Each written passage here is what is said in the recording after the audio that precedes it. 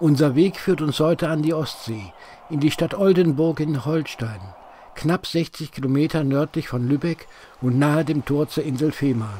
Hier liegt ein Dorf an einem See, Hütten, ein kleiner Fürstenhof. Doch wer wohnte hier? Mitten in der Stadt Oldenburg liegt dieses Dorf. Rund 1300 Jahre ist die Siedlung alt. Die Hütten sind natürlich in Wirklichkeit nicht uralt, sie sind rekonstruiert. Die hier früher lebten, das war ein Volk, über das wir kaum etwas wissen. Es waren Slawen, die vermutlich aus dem Raum des heutigen Russland, der Ukraine und Belarus hierher einwanderten.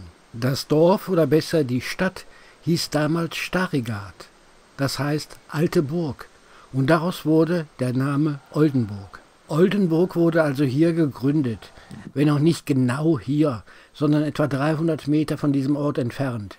Es ist halt alles rekonstruiert, nicht echt. Wir sind hier im Oldenburger Wallmuseum. Denn die Keimzelle von Oldenburg, die lag im Oldenburger Wall, das war das Machtzentrum slawischer Herrschaft, die Stadt Starigard. Vermutlich gegen Ende des 7. Jahrhunderts zogen Slawenstämme. Niemand weiß, ob es tatsächlich Stämme oder nur Familienverbände waren. Die zogen aus dem Bereich Russland, Belarus, Ukraine an die Ostsee. Und sie siedelten in diesem Bereich hier. Dazu legte man einen Burgwall an und in dem Burgwall, da siedelte man.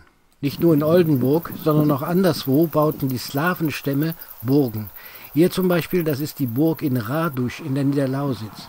Sie ist ebenfalls rekonstruiert. Die wurde im 9. und 10. Jahrhundert gebaut.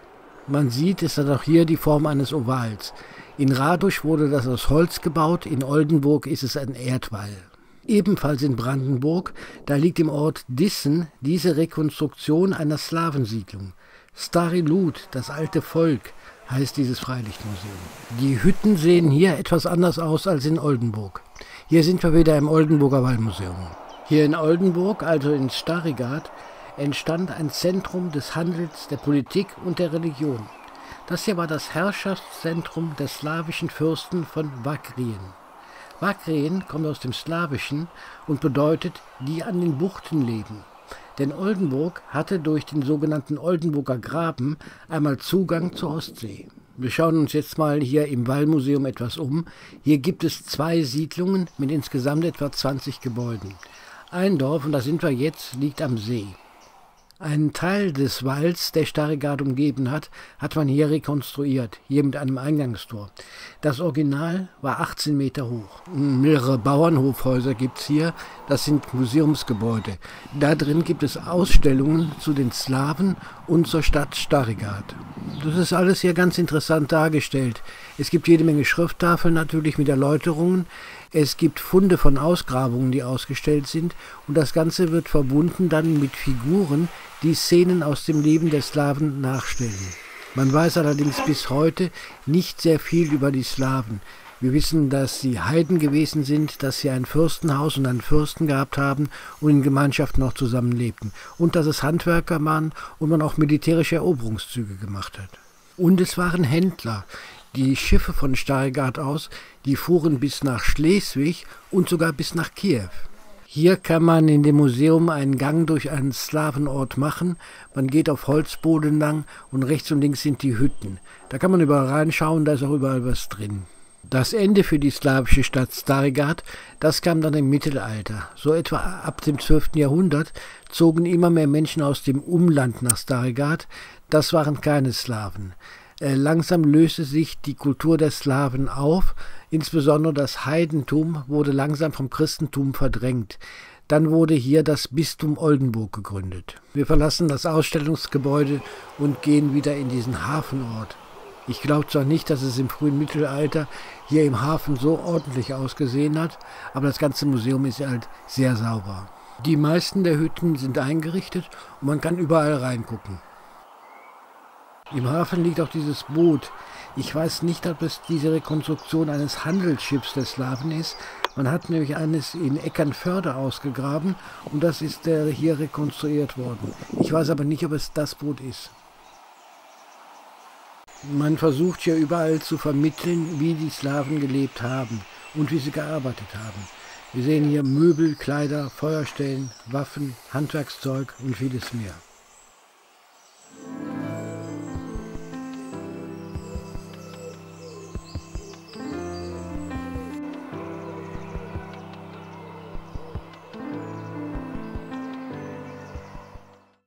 Auf der anderen Seite des Sees, da liegt eine zweite Siedlung.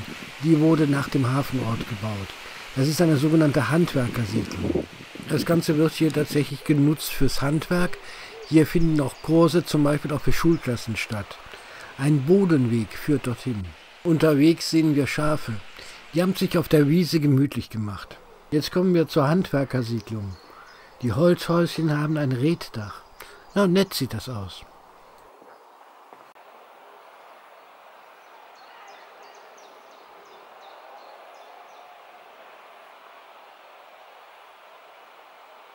Hier baut man anscheinend in Form eines Kurses an einem Boot. Aber man hat ein Sonnensegel aufgespannt. Dieser Steg hier, der ist auch interessant. Auf der einen Seite können hier Boote anlegen und man kann weiterfahren, zum Beispiel in den Oldenburger Graben, der dann zur Ostsee führt, also für den Handel. Oder man fährt rüber zu dieser Insel. Auf dieser Insel, da gibt es ein Heiligtum. Die Slawen waren ja Heiden und das ist ein Götterheiligtum. Das ist ein Bereich, da hat man einen Holzzaun errichtet und im Innern drin, da wird wohl dieses Heiligtum sein. Ich hätte es mir gerne mal angeguckt, aber leider habe ich kein Boot hier. Wenn man sich jetzt hier auf dem Steg mal umschaut, dann sieht man da hinten die Handwerkersiedlung. In der Mitte, da steht ein etwas größeres Gebäude. Das ist auch noch interessant. Das ist der sogenannte Fürstenhof. Da hat also der Fürst dieses Volkes drin residiert. Das dürfte ein Vorgänger des Palas einer Burg sein. Nach dem Fürstenhof, da kommen wir zum Wall. Im Wall drin ist ein Tor und da sind wir durchgegangen und schon sind wir außerhalb von Starregard. So ein bisschen hier aus der Ferne schauen wir nochmal auf das Dorf. Es sieht echt idyllisch hier aus. Ich finde einen Besuch im Oldenburger Wallmuseum wirklich hochinteressant. Man erfährt hier eine Menge über die eigene Geschichte und die Geschichte, die eigentlich vor uns gewesen ist. Alles sehr interessant, auch wenn wir über die Slawen nicht viel wissen. Es war ein interessanter Tag im Oldenburger Wallmuseum. In diesem Sinn, tschüss.